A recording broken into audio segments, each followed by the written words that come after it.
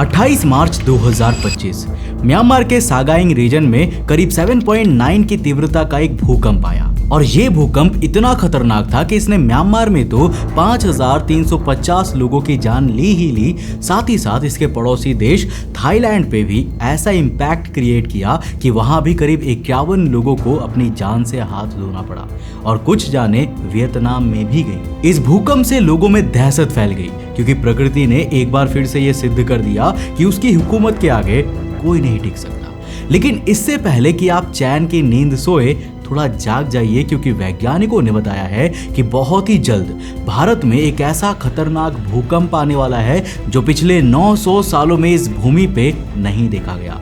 ये भूकंप इतना खतरनाक होगा कि इससे बिलियंस ऑफ डॉलर्स का इंफ्रा 2 मिनट्स में खाक हो जाएगा, अर्थव्यवस्था तबाह हो जाएगी और जान गंवाने वाले लोगों की संख्या 30 करोड़ से ऊपर। अब ये भूकंप क्यों आएगा और इसका आना एक प्रेडिक्शन की जगह इतनी बड़ी सर्टेनिटी क्यों है? आखिर ये कौन कौन से हिस्सों को सबसे ज्यादा हिट करेगा? कहीं आपका इलाका भी तो इस भूकंप के हॉटस्पॉट पे नहीं आता? And last but not the least, आप ऐसा क्या कर सकते हैं कि ये क्या इस भूकंप के पापा भी आ जाए तो भी आपका कुछ ना बिगाड़ पाए? वेल, आज के इस वीडियो में हम इसी के ऊपर बात करने वाले हैं, तो इस वीडियो को एंड तक जरूर देखना। सो हेलो गाइस, मैं हूं कौशिक और चलिए शुरू करते हैं एक और नए एपिसोड को।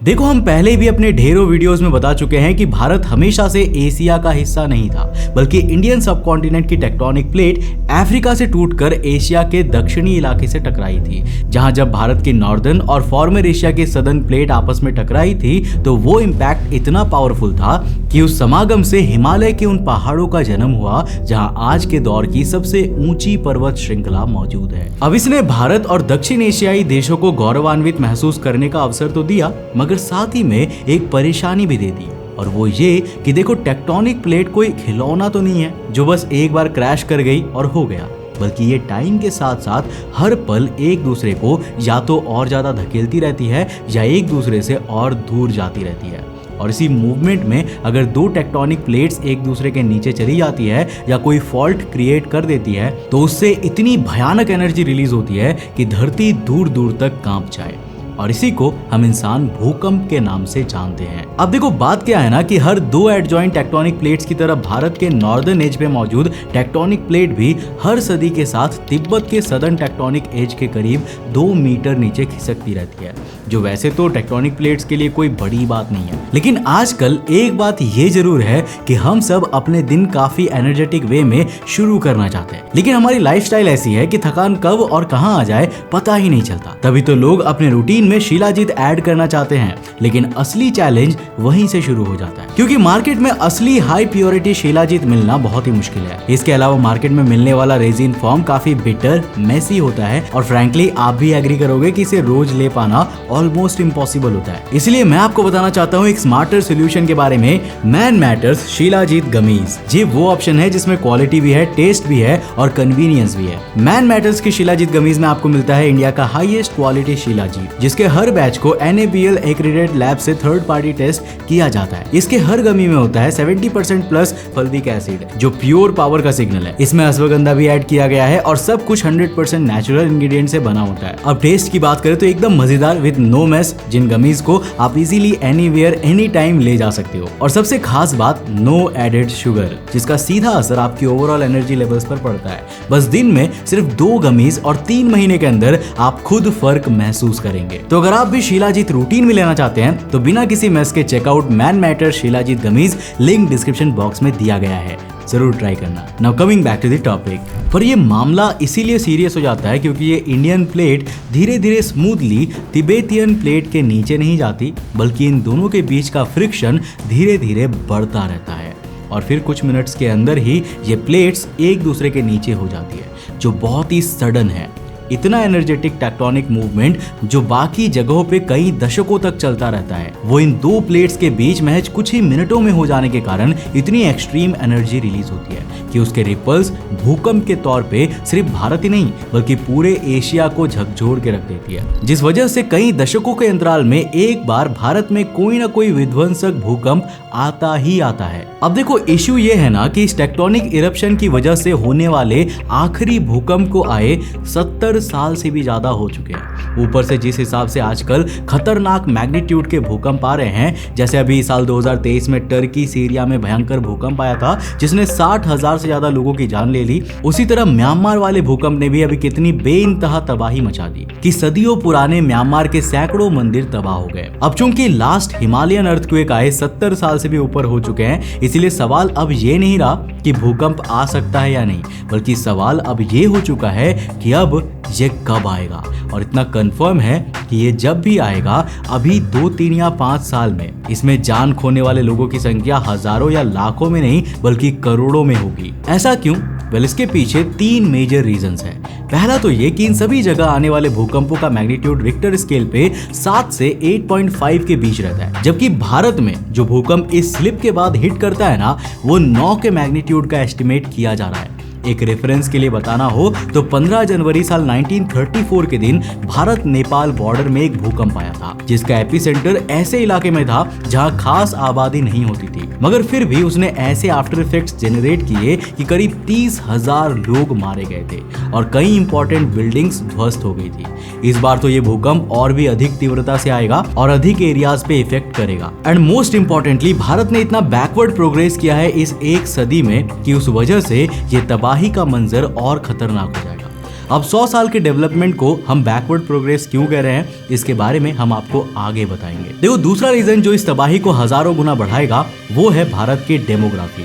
भारत आज पॉपुलेशन डेंसिटी के मामले में दुनिया का 29वां सबसे डेंस देश है, जहां हर स्क्वायर किलोमीटर पे करीब 1275 लोग रहते हैं। अब अगर इस लिस्ट में डिपेंडेंसीज और छोटी कंट्रीज हटा के सिर्फ एस्टैब्लिश्ड कंट्रीज को इन्वॉल्व करे तो भारत का स्थान टॉप 20 के अंदर आ जाता है, जिस वजह से यहाँ पर कहीं अगर कोई भी बिल्डिंग गिरी या कुछ भी तबाही फैली तो जहाँ बाकी जगह पर उतने एरिया में 100-200 लोगों की ही जान जाती है, वहीं भारत में उतने ही एरिया में 1000 से लेकर 1500 से ज्यादा लोग का स्वर्गवास हो जाएगा। और तीसरा और सबसे बड़ा रीजन है इस अर्थक्वेक के हाईली अफेक्टेड जोन्स और भारतीय इंफ्रा का बैकवर्ड डेवलप्ड होना।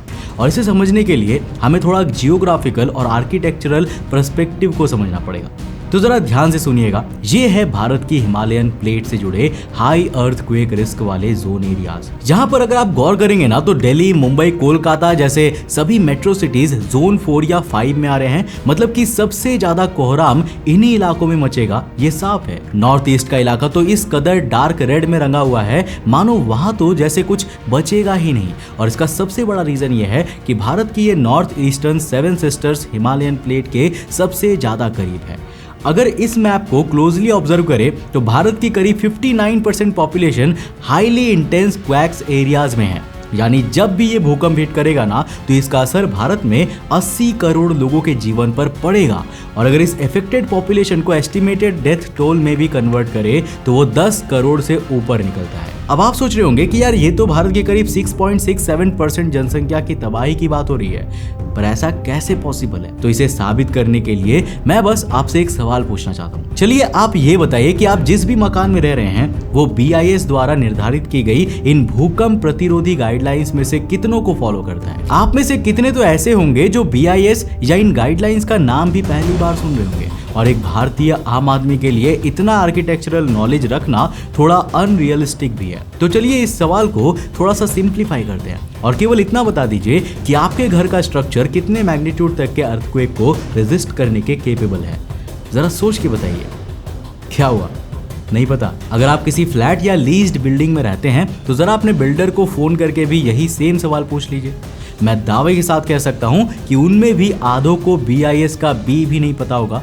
भारत में गाइडलाइंस को तो इस तरह से ये बिल्डर्स अपने प्रॉफिट के लिए मजाक बना देते हैं। और अगर आपको अभी भी अपने यहाँ का हाल नहीं पता है तो चलिए मैं आपको डेटा दिखा देता हूँ। नेशनल डिजास्टर मैनेजमेंट अथॉरिटी के सीनियर मेंबर NVC मेनन ने सालों पहले एक इंटरव्यू में कहा था कि भारत में करीब 24 करोड़ एस्टैब्लिश्ड बिल्डिंग्स मौजूद है, लेकिन उनमें से मैक्सिमम अर्थक्वेक रेजिस्टेंस है ही नहीं। अरे मैं खुद अपने आसपास जैसे मकान और बिल्डिंग्स बनते हुए देखता हूँ ना, आई एम 110% श्योर कि भारत की 95% बिल्डिंग्स भूकंप से सिक्योर नहीं है। मेनन ने इस इंफ्रा की कड़वी सच्चाई बयां करते हुए कहा था कि भारत का इंफ्रा इतना कच्चा है कि दिल्ली में अगर 4.3 की तीव्रता का भी भूकंप आ जाता है ना, तो लोगों के मकान हिलने लग जाते हैं, बड़ी से बड़ी बिल्डिंग्स थरथरा जाती है। And let me be very serious, large scale पे 4.3 के स्केल का भूकंप लिटरली कुछ बहुत बड़ी बात भी नहीं होती।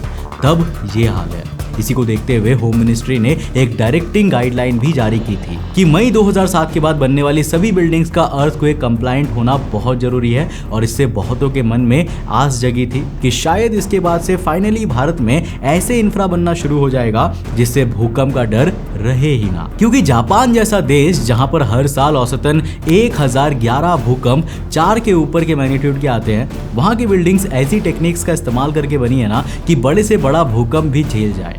ऐसे में भारत में भी अगर कुछ ऐसा हो जाए तो घबराने की बात ही नहीं है। बट गेस व्हाट, इस निर्देश को आए 18 साल हो चुके हैं और मैं अभी भी किसी ऐसे बिल्डर के इंतजार में हूं जिसने वाकई में इन सालों में इन गाइडलाइंस को फॉलो करके बिल्डिंग्स बनाई होंगी। रिजल्ट 27 जून 2022 के दिन एक 4 मंजिला इमारत के अचानक गिरने की वजह से 19 लोगों की मौत और ना जाने कितनों के घायल होने की खबर आई।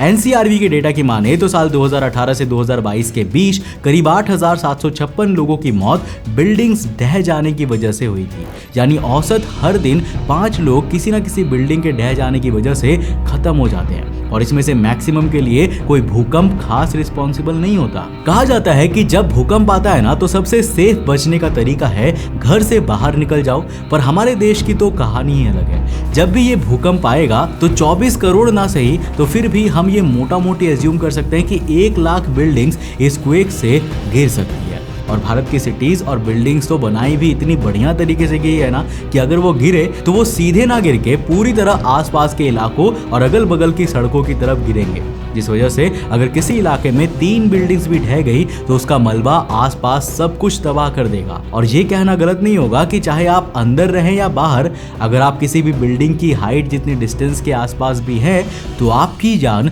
केवल भगवान भरोसे ही रहेगी। अब चूंकि ये अर्थक्वेक मुंबई, दिल्ली एनसीआर और लखनऊ जैसे हेवीली डेवलप्ड सिटी पे भी असर दिखाएगा, इसलिए हम रफली ये अज्यूम कर सकते हैं कि इसके आने के बाद बिलियंस ऑफ डॉलर्स या इवन $500 ट्रिलियन का भी नुकसान हो सकता है। और जान के नुकसान के बारे में तो हम टिप्पणी भी नहीं करेंगे। तो ऐसे में सवाल ये आता है कि क्या अब बचने का कोई रास्ता नहीं है? वेल, है, जरूर है, पर वो रास्ता थोड़ा महंगा और टेक्निकल है। लेकिन अगर उसे एक बार इंप्लीमेंट करवा लिया गया ना तो सालों साल फुर्सत, और वो ये कि अपनी बिल्डिंग की एक बार किसी स्किल्ड सिविल इंजीनियर से जांच करवाए।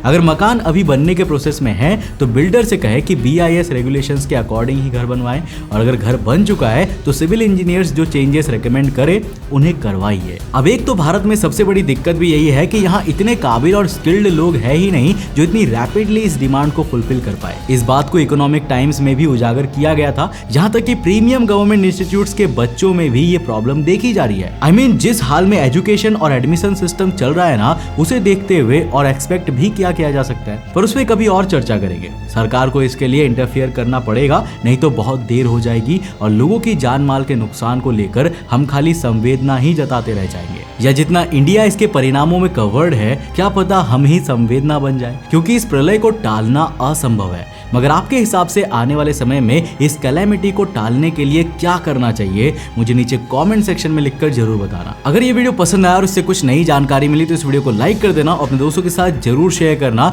उन्हें भी आगाह कर देना कि जल्द ही इंडिया में एक बड़ा भूकंप आने वाला है। अब जिस तरह से आप मेरे साथ यूट्यूब पे कनेक्टेड हो, मेरे साथ इंस्टाग्राम पे भी जुड़ सकते हो। ये है मेरा इंस्टाग्राम का user handle, link description box में मिल जाएगा, जाके फॉलो कर लेना। दोस्तों, जाने से पहले मैन मैटर्स के शीलाजीत गमीज को ट्राई करना मत भूलना, लिंक डिस्क्रिप्शन बॉक्स में दिया गया है। अगर आप नए हो इस चैनल पे तो इस चैनल को सब्सक्राइब करने के साथ साथ नोटिफिकेशन बेल ऑन कर देना। और अगर आपको ये वीडियो पसंद आए ना तो मैं आपको रिकमेंड करूंगा कि आप अगली वीडियो इसे जाकर जरूर देखना, जिसमें हमने बात किया है कुछ ट्रेंडिंग न्यूज के बारे में, जिसमें से एक है डायर वुल्फ के रीबर्थ की सच्चाई के बारे में। अभी आपने हाल ही में देखा होगा कि डायर वुल्फ नाम के वुल्फ को वापस से जिंदा किया गया है, जो कि 12,000 साल पहले विलुप्त हो गए थे। पर आखिर इस बात में कितनी सच्चाई है, आखिर ये न्यूज कितने हद तक सच है, जानने के लिए इस वीडियो को जाकर देखना बहुत ही इंटरेस्टिंग है। मैं मिलता हूं आपको नेक्स्ट एपिसोड के साथ, तब तक के लिए बाय, जय हिंद।